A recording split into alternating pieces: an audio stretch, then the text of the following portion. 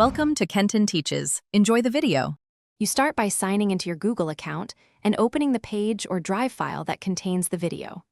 Use search filters or the player timeline to find the approximate start point and note timestamps so you don't guess. If the file is in Drive, check format and resolution quickly. MP4 and WebM are easiest to work with.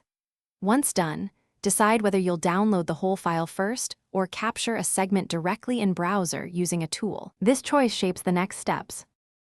Now you extract the exact segment by either downloading the source or capturing it with a recorder.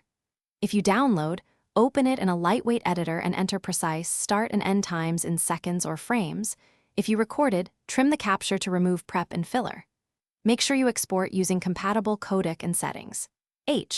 264 and AAC work broadly, and choose 16:9 or the original aspect ratio to avoid cropping. While exporting, name the clip clearly so you can find it later.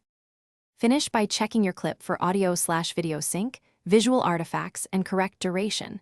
Quality problems often mean re-encoding at a higher bitrate or choosing a different codec. Once it looks right, compress if file size is an issue. Preserve clarity by adjusting bitrate rather than resolution when possible. Save the clip back to Drive or your cloud, add a descriptive file name and tags, and set sharing permissions so others can access it. If things go wrong, first check source integrity. Corrupted originals require. Thanks for watching. Please subscribe if this video was helpful.